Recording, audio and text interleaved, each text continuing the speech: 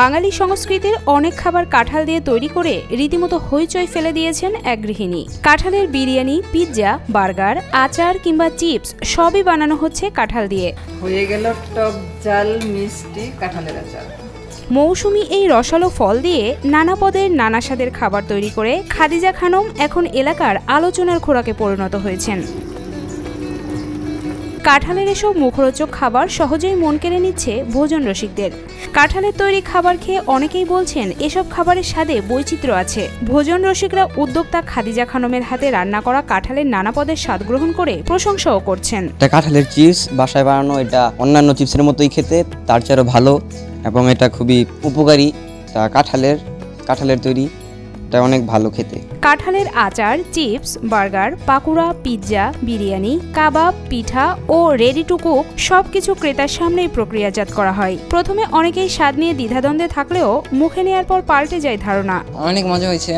প্রথমে মনে হয়েছিল যে কাঁঠাল দিয়ে বানিয়েছে কেমন যেন লাগে, কিন্তু না, আসলে ভালো। এটা কাঁঠালের এসব বৈচিত্র্যময় পদ শুনতে অবাক হওয়ার মতো হলেও খাবারগুলো বহু পুষ্টিগুণে ভরপুর বলে জানান খাদিজার বোন। কাঁঠালের এই পণ্যগুলো খুবই সুস্বাদু এবং পাশাপাশি এটা খুব পুষ্টিগুণও আছে আর স্বাস্থ্যের জন্য খুব উপকারী।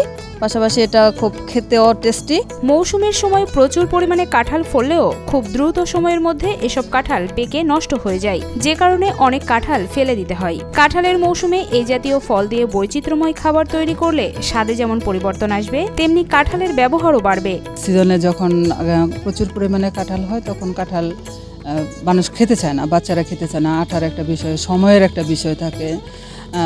সর্বসাকুল্যে দেখা গেছে খাইলেও অনেক সিজনে অনেক কাঁঠাল একবারে পাকে বিদায় সেটা গরুতেও খায় না, ফেলে দেওয়া লাগে। কাঁঠালের বিভিন্ন ধরনের রেসিপি তৈরি করে বিশ্বের দরবারে বাংলাদেশকে নতুন করে পরিচিতি এনে দিতে চান ইয়ামি এগ্রো অ্যান্ড ফুডস ওয়ার্ল্ডের মালিক খাদিজা খানম।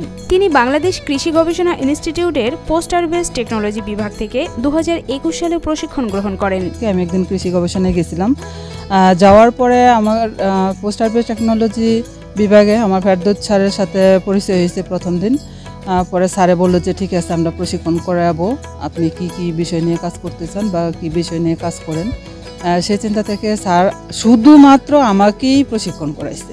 বর্তমানে তিনি কাঁঠালের আচার, chips, burger, pakora, pizza, biryani, kebab, pitha, ready to cook, কাঁঠাল প্রসেসিং সহ বিভিন্ন ধরনের খাবার তৈরি করছেন। কাঁঠালের আচার, কাঁঠালের চিপস, কাঁঠালের pizza, burger, kebab, pakora, ready to cook আর প্রসেসিং কাঁঠাল, যেটা আমি অলরেডি প্রসেসিং কাঁঠালটা এমনিতে সেল করি। ঢাকায় যারা থাকে তারা দেখা গেছে যে আঠার কারণে হোক আর এচুরটা পায় না, ওরা মানে কম বয়সী যে কাঁঠালটা ওটা ওরা অ্যাভেলেবেল না পাওয়ার কারণে আমার কাছ থেকে সবাই প্রসেসিং কাঁঠালটা নেয়। কাঁঠালের রেসিপি নিয়ে বিভিন্ন মেলায় অংশগ্রহণ করেন খাদিজা। মেলায় আগত দর্শনার্থীরা তার হাতে তৈরি এমন বৈচিত্র্যময় খাবার সাদরে গ্রহণ করেন। অনেক মেলায় অংশ নিয়ে তিনি প্রথম পুরস্কার হিসেবে বিদেশেও ভ্রমণ করেছেন বলে জানান। গত বছর চিনমৈত্রী সম্মেলনে মেলা করলাম, কাঁঠালের আচার ছিল, বিভিন্ন ধরনের পিঠা ছিল, প্রায় 400-এর উপরে স্টল ছিল। ওইখান থেকে আমার প্রতিষ্ঠানটা ইয়ামি এগ্রো অ্যান্ড ফুড প্রতিষ্ঠানটা প্রথম স্থান অধিকার করছে এবং প্রথম স্থান হিসেবে জাপানের টিকিট এবং ভিসা পাইছে, স্বামী স্ত্রী দুজনের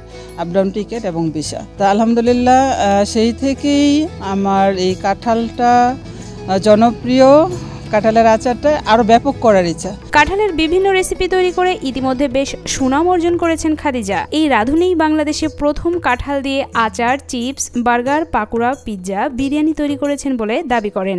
আসলে অবশ্যই তো ভালো লাগে তার কাজ। সে প্রথমে শুরু করে, তারপরে আমি আস্তে আস্তে তার কাজে ইনভলভ হই। এখন আসলে ও অনেক সুনাম অর্জন করতেছে এই কাজের, যেহেতু আমিও যাই ওর সাথে, ভালো লাগে আসলে কাজ করতে, ওর সাথে কাজ করতে ভালো লাগে। কাঁঠাল বাংলাদেশের জাতীয় ফল আর কাঁঠালের রাজধানী হিসেবে পরিচিত গাজীপুর।